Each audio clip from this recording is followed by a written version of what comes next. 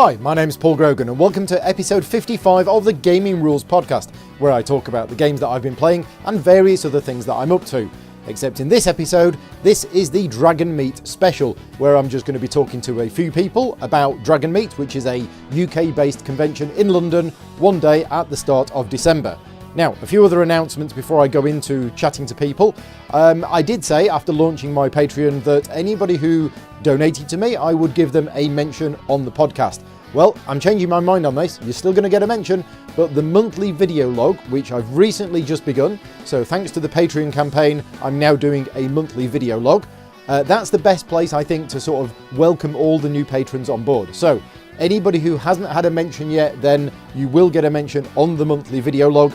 Those video logs are available on my YouTube channel, so head on over there if you want to see me sat in my front room talking about all of the things that I did in November. Now, just before we get into the interviews, a quick note, thank you very much again to the sponsors of the show, GamesLaw, the UK's largest specialist games retailer at gameslaw.com, and as I mentioned, I'm now on Patreon, so if you want to support me, it's patreon.com/gamingrules. Anyway, the first interview is with Chris Birch. Now, Chris runs Modiphius Entertainment, which is a UK-based publisher, and Modiphius are also responsible for running Dragonmeet. So I figured he's the best person to get on to tell us what Dragonmeet is all about. So the first person I'm going to welcome to the show is Chris Birch, who is the big boss man over at Modiphius Entertainment in the UK. Welcome to the show, Chris. Hi there. So first thing, Modiphius Entertainment. Tell us a little bit about what that is. Well, it's a tabletop games publisher based in London that we started 5 years ago, me and my wife Rita. We started with Acton Cthulhu, which most people probably know us for, which is the Call of Cthulhu in Savage Worlds setting, mythos in World War II. And then more recently, we've launched Star Trek and Fallout, Wasteland Warfare. Yeah, so and you did the Thunderbirds game as well. That's right, yes. Yeah, Matt Leacock's Thunderbirds game. So yeah, it's doing quite well. Now, Dragonmeet. Tell us a little bit about the history of Dragonmeet. How long has it been running for? Well, when we took over, it was 15 years. Right. And that was 4 years ago. So it's 19 years now, although, I saw Ian Livingston at the show last weekend, and his daughter had a Dragonmeet 1984 T-shirt on. And I think actually Games Workshop started did some events under the name Dragonmeet back in the days. And then it kind of it's been like this sort of the toy that gets handed down from dad to older brother to sister to younger brother, and it's floated between different companies. So Angus Branson was running it with Cubicle 7 for many years, and then Pelgrane Press were running it for a couple of years, and they said, "Oh, look, we're interested in selling. Do you want to take over?" And I've been doing events since I was 16, right? Which is a long, long time, and I love doing events. Mm-hmm. So it was a bit of a no-brainer for me. I was like, "Oh, actually, that's quite easy." And we got involved, and within the first year, doubled the numbers. Yes, and because it had never really been promoted because everyone's busy. Yep, it's a lot, and it is a lot of work putting on a show. But if you know what you're doing, it's not that hard. Yep.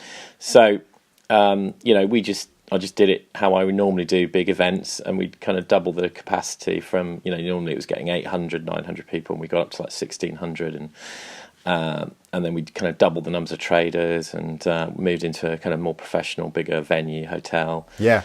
And have just grown it since. Yeah. So you've been running it for 4 years, and it was the people who were running it previously approached you and said, "We're thinking of moving it on. Would you like to take it on?" Right. Okay. Yeah. Because it is. If you're running a games company, it's a distraction, and no one really does it for the money. It's you do it for the exposure, and of course it's good for us to be seen organising it, and but at the end of the day, for the amount of work you put in, it's it doesn't really generate the kind of money that would make it worthwhile. So, but it's a feather in the cap, and I think the fact that Modiphius Entertainment is known now for running Dragonmeet as well as the other stuff, it can't hurt. Yeah, absolutely. Yeah, totally. Yeah. So this year, what's the percentage increase on numbers from last year, if any?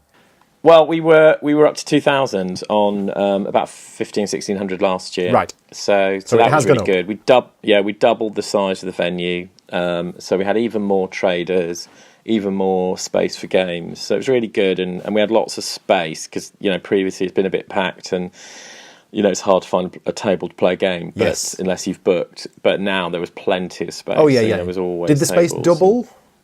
Yeah.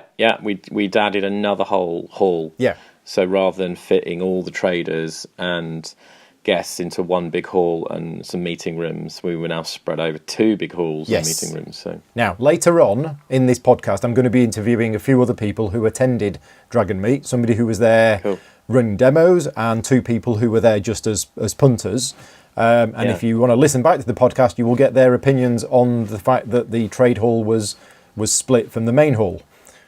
Because there was quite a lot of people saying, oh, this is never going to work, this is rubbish, they all need to be in one place. And my personal opinion is that it was absolutely fine and there were no problems whatsoever.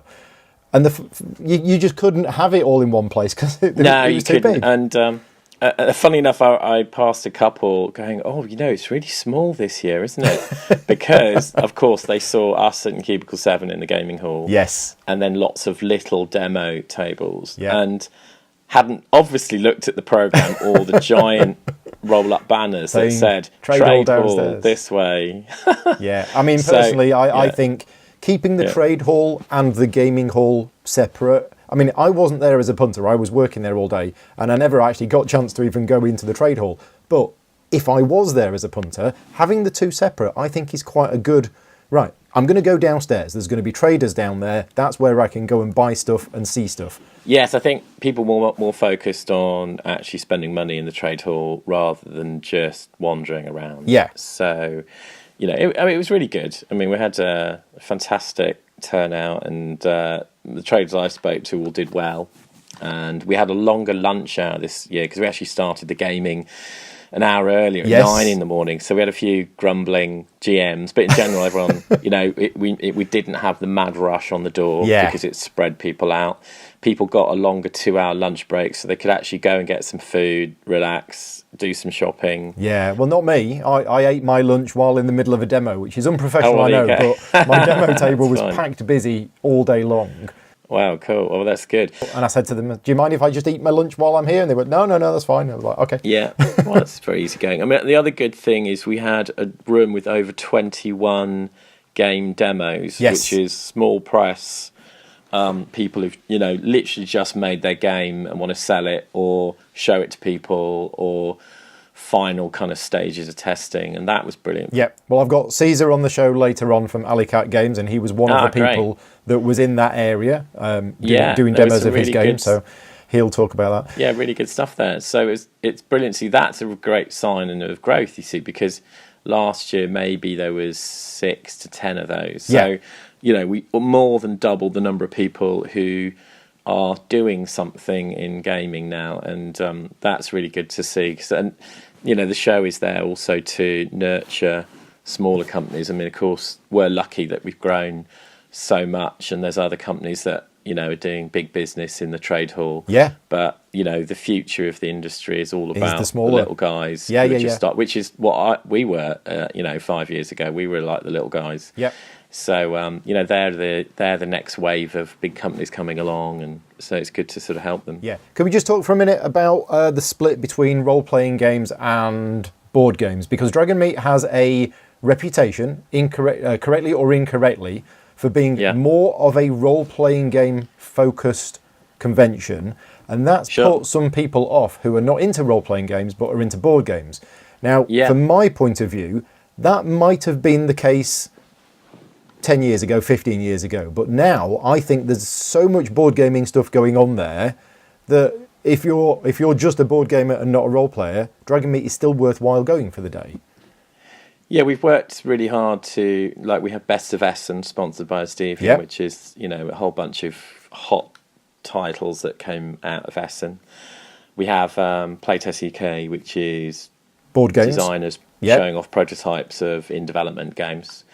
We have, obviously the demo area, and then all the sort of big participation games. So we had a great game based on, XCOM. We had the Fallout game running. We had Frostgrave. Yeah, they were all near me. Zombicide and Wings of Glory. So lots of really fun stuff to take part in. Yeah. And of course, we'll never lose the the RPG side of things. I mean, funny people go, oh well, would you ever change the name because sure, Dragonmeet, it's not the most commercial name, and it's Fine. like UK Games Expo, what it is, True. But it's Dragonmeet, and that's the history. So we'll never leave and RPG is always going to have a very special place in the event. But 5 years ago, when you took this over, it was less board gaming percentage than it is now? It was very much RPGs, and then a few card games, and people playing board games if they could find a space. Yes. So we've really worked hard to give board games a proper, area. So people know I can play board games. I can play my own board games there because there'll be space. Yep. Or I can come and play big games or try new games and the hottest games. So that's been important. And, we still barely scratch the surface of gamers in London because, I know, for example, London Abroad has got 7,500 people. Yeah. And, most people, it's often you meet gamers and they've never heard of the event. So it's amazing that, it's...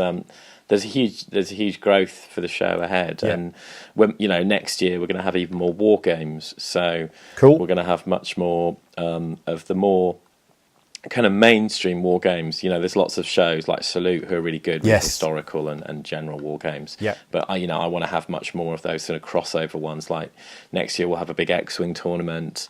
There'll be, more VAR war games. There'll be, we're encouraging other companies to bring their big participation games, so where it's like, 8 people can all play on one big game. Cool.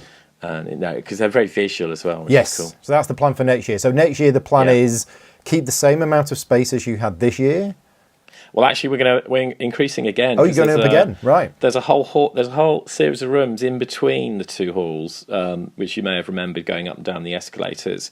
So, and last year we had the seminar room on that floor. Yep. So the plan is to fill that floor with RPG rooms, which is again a bit quieter for them, and then dedicate even more space for like the X-Wing tournament. We'll need a lot of space, and more war games and board games. Okay. Representation. So it's going to get bigger and bigger every year. Excellent. And as you say, the space this year, it certainly wasn't a mad crowd. Anybody who's worried about going to conventions where it's you're bumping into people's backpacks constantly, Dragonmeet was not that. It was there was definitely enough space for all of the people without it feeling empty. It certainly wasn't empty. It was busy, but it wasn't too busy. Excellent. Right. Well, thank you very much for joining me on the show. As I say, I've got a few people on later on talking about their opinions of Dragonmeet as well. Cool. And I will probably see you at UK Games Expo, no doubt. Yeah, for sure. Yeah, definitely. We'll be there. Excellent. Cheers, Chris. Thanks very much. All right. Thanks a lot, Paul. So the first guest I've got on the show is Caesar. Correction. Second guest. That's what happens when you record the interviews out of order. Who is the big boss man from AireCon Games. So welcome to the show, Caesar. Thank you very much for having me. And AireCon Games is a small UK-based publisher, recently made famous by Dice Hospital. That's right. You've had other games in the past, but Dice Hospital is the most recent one that you've had on Kickstarter. Right, yeah. It was our third title, and our first 2 titles did reasonably well, but I think Dice Hospital sort of put us on the map. I think it's fair to say that Dice Hospital has been more successful than the other ones, purely from the amount of support that it's had on Kickstarter.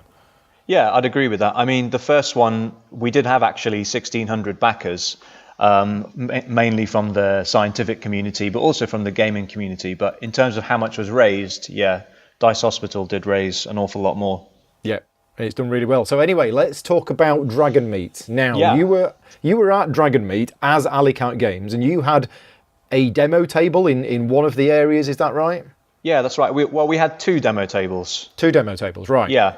And you were there, you weren't selling any of your games, you were there just with a load of other small publishers as well in one of the, I mean, it wasn't a room, was it? It was a kind of a sectioned off area of the main room. Yeah, and essentially I think there were about 15 or 18 of us in there, and each of us had a table or sometimes 2 tables. I was allowed to have 2 because I think I paid for a trade hall space and then moved to the demo place.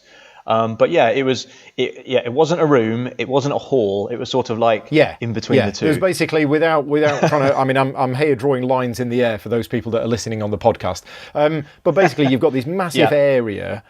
And like a lot of big exhibitors' places, you can divide it into rooms. And what they'd done is they divided one large area into 3 smaller ones. So they were all open at one end, but they were definitely 3 distinct areas. Now, I'm not sure why they did that.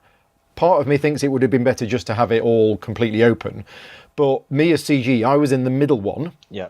And you were in the end one. Yeah. But I mean, my first comment on that was the fact that there were, how many did you say? About 15 of them? Yeah. 15 small publishers? Something like that. And it's great that there's 15 small publishers all in there, not selling anything. None of you were actually selling anything. You were just running demos of your games. Right. I think it's great that there is an area like that at Dragonmeet, because you go to a lot of the other conventions, and as you say, it's the trade hall. The trade hall is the only place where you can effectively buy space. And if all you're there doing is you're not selling anything, you're just demoing, you get drowned out by all the people selling fancy dice and stuff like that. Yeah, that's right. I think it's good that it was separate. Yes.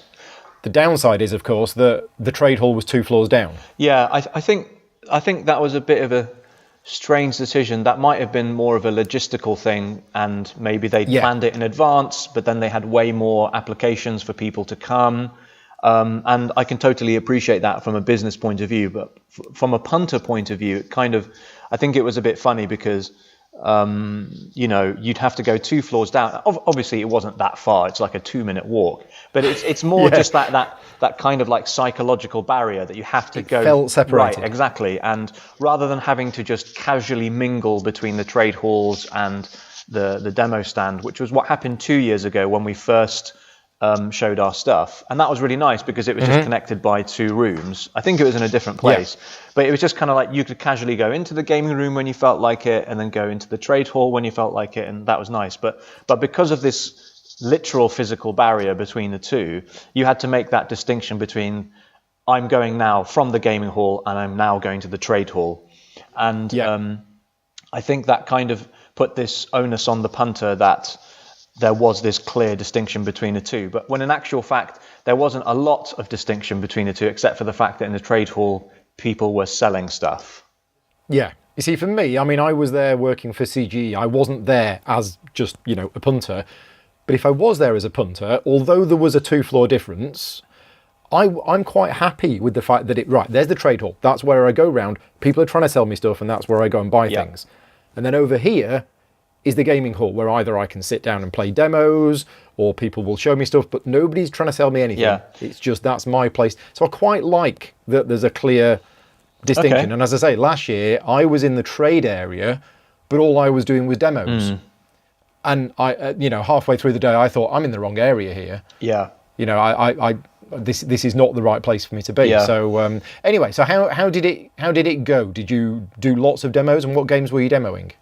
Yeah, we were demoing Dice Hospital and our upcoming game called Chocolate Factory. But it was quite nice to see that people who had backed it were desperate to play it and see what all the fuss was about, and people who hadn't seen it before, they were intrigued.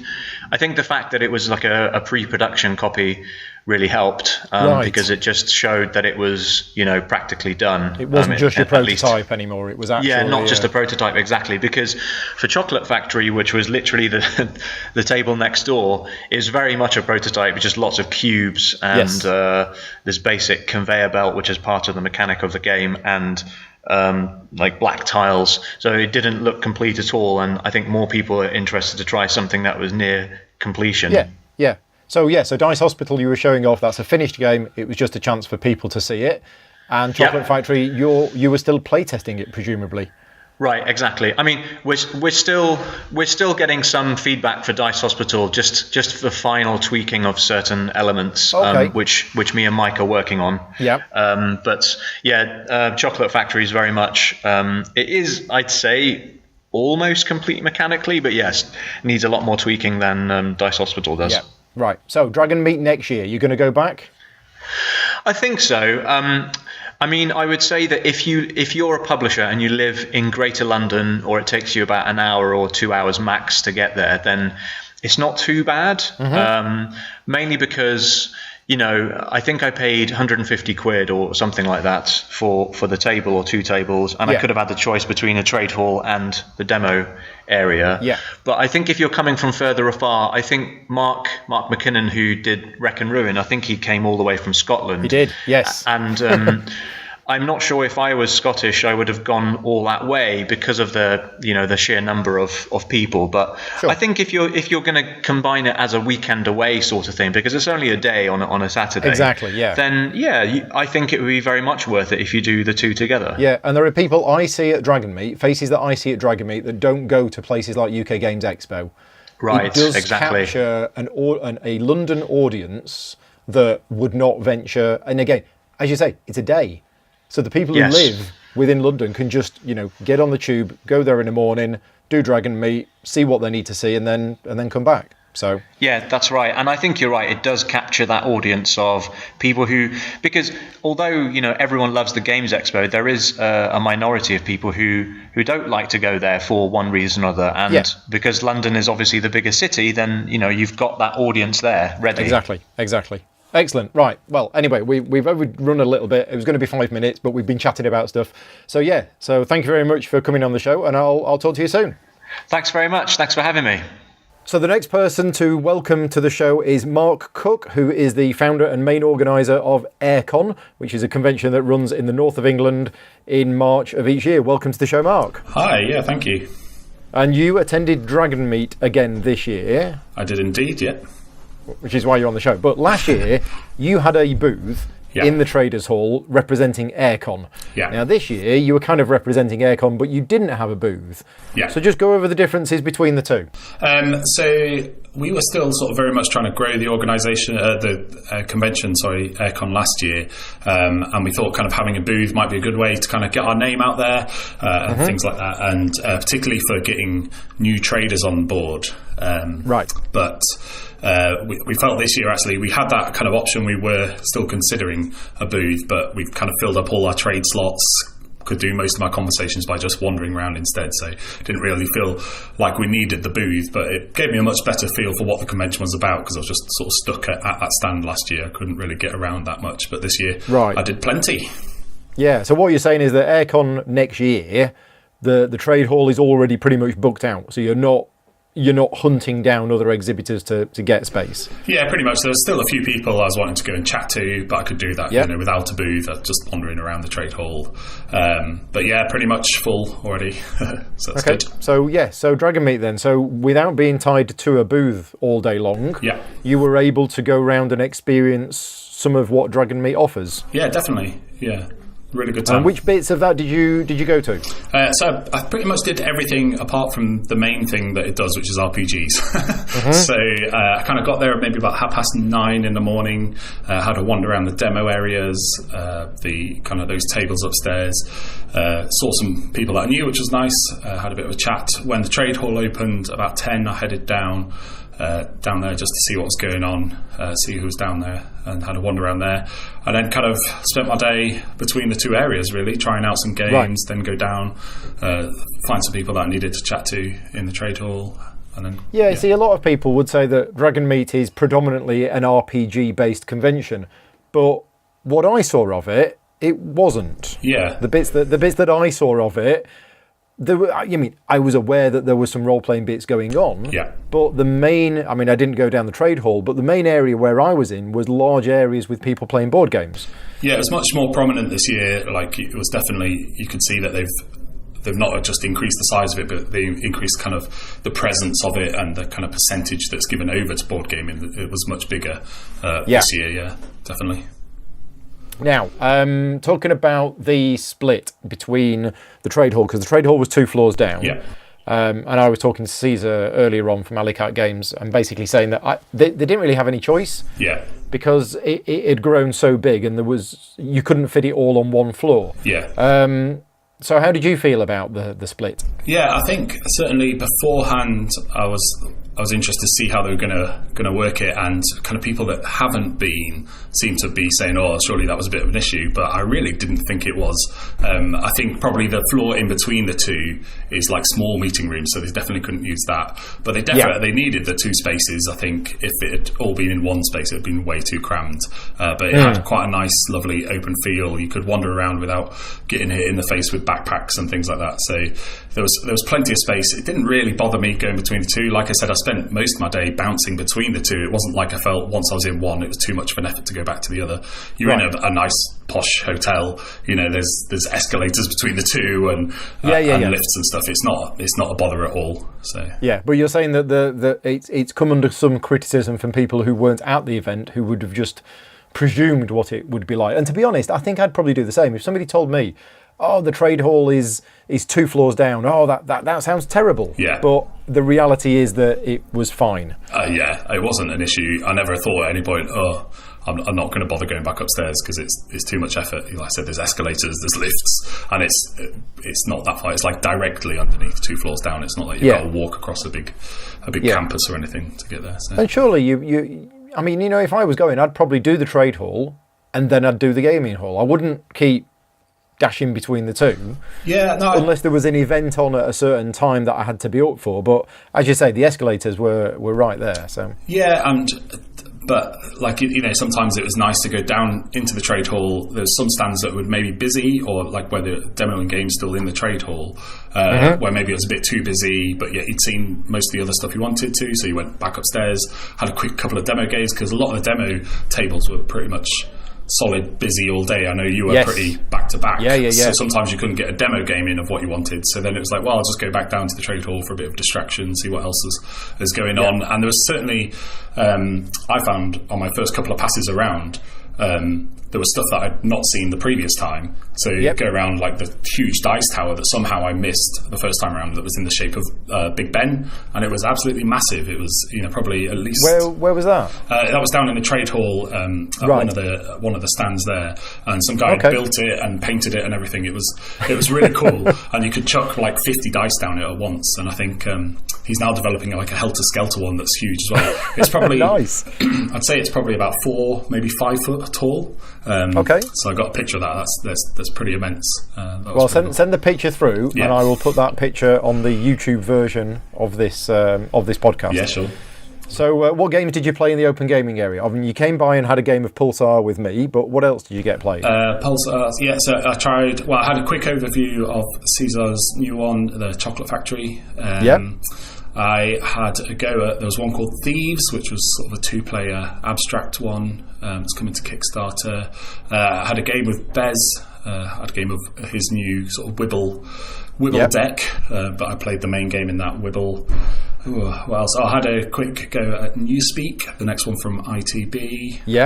Quick overview of Dead and Breakfast. That one coming from Braincrack Games, coming soon. There was quite a lot of small. The previous chat on this podcast is with Caesar, and we were talking about how many small publishers that were there with 1 or 2 tables showing lots of games. It does show that the industry's thriving, and it was nice to see all of that. Yeah, definitely, and seeing new stuff as well, because I think there's maybe a perception that if you go to any of the kind of mid or large size cons, all the British publishers are going to be the same each time. You're going to see the same stuff, but there's just been a bit of an explosion in the last couple of years, and there's loads of new stuff. There's publishers that are there that didn't even exist this time last year, so you've got a bunch of new stuff. And what was great as well was that there were some people that I know can't make it to AireCon, but also I know there's some people at AireCon that couldn't make it to Dragonmeet. So I think there's still loads of publishers that were there, and still loads to see if you go to any of the conventions at the minute that have a good exhibitor presence. Cool. So, quick plug for AireCon for those people who want to know what it is. Convention. It's happening March 9th to the 11th, 2018. This is the 4th one. I've lost track. Yeah, 4th proper one. We'll go for that. 4th proper one. And places are still available. And if you want to know what kind of thing it is, Mark will now tell you a little bit about it. Yeah, sure. So it's a big sort of board gaming and RPG convention at the Harrogate Convention Centre, as Paul said, 9th to the 11th of March.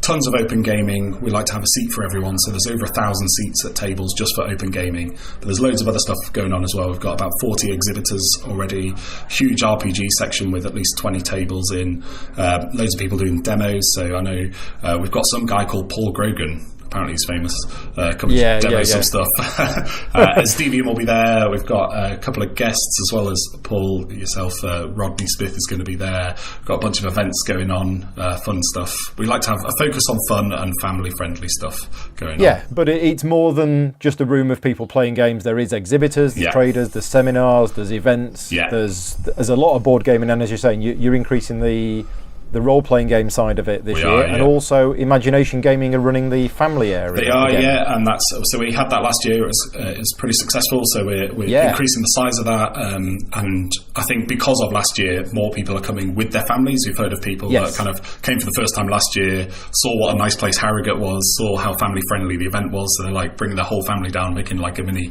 sort of trip of it, a little holiday. It'll be a good event. Yeah, if it weren't for the fact that it's March and it's up north and it's going to be freezing cold, then it'd be perfect. We'll just have to get close, just huddle together. So that's AireCon. For more details, go and visit aircon.uk. That's the one, yeah. Excellent. Right, well, thank you very much for coming on the show, and I'll speak to you soon. Yeah, super. Thanks, Paul. So, last but not least, the person I've got on the show now to talk about Dragonmeet is Katie from Katie's Game Corner. Welcome to the show, Katie. Hello, thanks for having me. Now, before we jump into Dragonmeet, just tell people a little bit about yourself and what you do, because you're a fellow member of Punchboard Media. I am a fellow member of Punchboard Media, and I've got a blog where I kind of write reviews and first impressions of war games and heavy Euro games, and I've got a YouTube channel coming out very soon as well. So that's Katie's Game Corner. There'll be a link in the show notes, but... yeah, as you say, definitely focusing on the heavier side of the gaming and the wargaming side of things as well. Yeah. So, Dragonmeet. You weren't going to go to Dragonmeet, and then you did. What changed your mind in the end? I don't really play RPGs at all. I've never played one. It's not something that I've ever really had interest in, and I just thought it was very much catered towards that with a bit of board games thrown in. Right. And at first I thought, I just don't know if it's going to be worth me going. Is there going to be anything for me to do? Am I going to be bored all day? But actually it was really fun, and I'm glad I did go. Good. I mean, you met up with Ben Osteen and you had a game of Time of Crisis, so that took some time, I guess. Yep, and I won, obviously. Obviously. But even if you hadn't have played that game with Ben, was there enough stuff for you to do to keep you busy all day, board gaming wise? I don't think so, but I don't know if that's just me. Okay. I feel like I've been, and you probably agree with me to this, when you've been to a lot of board game conventions that are focused on just board games or heavily focused on that side of the hobby, it's a very different experience, of course. And I feel like if you were maybe new to board gaming, so say you do play a lot of RPGs and you want to dip your toes into the board game world, I feel like it'd be quite interesting for you. There was the Essen Hotness where you were demoing games, and they had quite a few games there, which was cool. And then you had, I don't know what exactly the name of the hall was, but with all the kind of Kickstarters where you had Mark McKinnon with Wreck and Ruin. Yep, and I interviewed Caesar earlier on, so we were talking about, that room with about 15 UK indie publishers. That's it. You could have spent, a long time there playing a lot of those games. That's assuming that all of those games are to your tastes. And of course, there's a whole variety of games in there, and probably half of the ones in there would not have interested me personally, for example. Same, because I will play anything, but I do like my war games or my heavy Euros. I'd rather just go around and have a chat with people and sit down and actually play a game, if that makes sense. But from a networking point of view, it was really nice. I got to see you again, which was lovely, and I got to meet up with a few people that I've met on Twitter through board games. Yes. Would I go again? I'm not sure yet. We'll see. Even for just the people? For the people, 100%. I think that was worth it. But for the actual day itself, from a board game point of view, I'm not sure. But they had a bring and buy, which was great. I feel like that's quite nice. Okay. And Ben took a lot of his games and sold a lot of his games. And I would have just liked more open game space, I think. Right. That's the only thing. Ben and I spent about an hour looking for a table just to play a game. So that would have been nice. Yeah, there isn't that much of the open gaming space, but, where I was busy constantly all day. So, for me, it was absolutely fine. I didn't even get to see the trade hall, so I didn't see any of the event myself. But also, I was chatting earlier on with Mark Cook from AireCon, and I was saying that I didn't see the role-playing side of it, really. I mean, when I came into the main hall, there was the podcast zone, which was clearly role-playing related podcast people. Yeah. There were no board game, that wasn't related to board game at all. And then there was loads of people milling around with sign-up sheets for all of the different role-playing games. But as soon as I'd walked through that, everything I saw was all board games. I wasn't aware of any of the role-playing stuff that's wrong. I was aware of it. I knew it was there and I knew it was happening, but I didn't see it because of where I was predominantly board game related. That's interesting. I guess it's which side you look at it from, isn't it? Like if you're staying just in that board game room and you're demoing games or you're playing games. But the one thing it has interested me in RPGs, which is good, because it isn't, like I said, anything I've ever really thought about doing. I've never really had a dedicated game group that could dedicate a certain amount of time to play a role-playing game. Well, maybe next year sign up for one of the short taster sessions. I know Paul Harris from Handycon, he did one. He'd never done a role-playing game ever before, and he sort of always wanted to see what it was like. And he joined in one that was especially designed for families with younger people, and they were all playing bears or something like this. So not your typical, fantasy heroes off to do an adventure kind of thing that takes 4 or 5 hours, but a nice, short, quick one. There is the opportunity there to do that, which you wouldn't have at some other events. No, definitely. That's why, when I went in, I was looking at it from a board gamer's point of view. Yeah. And I was like, there's not really much going on. But actually, like later on in the day, I sat back and I was like, this is quite fun. I've learned quite a lot of stuff that I wouldn't have learned otherwise. And I got to speak to some people from the RPG, like the podcast zone. I spoke to a few people there. Okay, cool. And I kind of saw a few games RPGs that I wouldn't have seen otherwise. Right. And now I'm actually quite interested in it. Okay. So it has converted me slightly. But it just would have been nice to have a bit more open table space, I think. That's all I needed. I don't think that it needed to have a million board game vendors because that's unnecessary. It wasn't about that. But just more open space because I had met people off Twitter, and it would have been really nice to sit down and play more games with those people. Yeah, I know a few people were playing in the bar area of the main hotel. That seemed to be one place that people could play. But yeah, space is always an issue at these things, and I believe that it was more popular certainly this year than it was last year, because last year everything was in the same hall. What you saw where I was, that was the trade hall, and then the gaming area was next to it. And there's just no way. That's great that it's growing then. Oh yeah, I mean, there were some people commenting that it wasn't good that the trade hall was separate, but there's no way they could have got all of it in one place. So yeah, cool. So you had a good day out, because for you it was just a travel there on the train, do Dragonmeet, and then travel home. Yeah, so it was nice. Like I said, it wasn't what I expected, but that wasn't necessarily a bad thing. But it was a really nice. I'm only in Brighton, so a couple of hours up on the train, and I actually saw a few people that I know from Brighton in the trade hall, actually, so that was quite nice. Gary Wareham, he does a game called Oligarchy. Yeah. He had a stall there, so that was nice. Okay, and you didn't know he was going? I didn't know he was going. I'll be honest. It's one of those things. I was just like, I'm going to go up to London. We'll see how it is.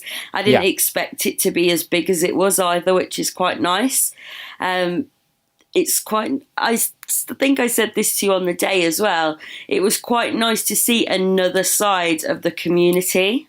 Yes. Like, of course, I love the board game community and all the people in it, and everyone's great, but it was quite nice to see different people that I didn't know enjoying stuff, and there is obviously a bigger community out there, and being able to meet new people and talk about new things was really nice as well. Yeah, it's a very, very big community, and I think, you know, Dragonmeet, like UK Games Expo, is a good place to bring everybody together, because normally the role-playing groups and the board gaming groups are fairly separate. You know, some of the Board Game UK Facebook groups that we're both a member of, there'll be some people on there that do role-playing games. Yeah. But there's no real talk about role-playing games, and then you'll have the people that are 100% into role-playing games who aren't really aware of, or they are aware of the board gaming, but they wouldn't know who you were, they wouldn't know who I was, or they've never heard of Shut Up and Sit Down and things like that. So it's all gaming,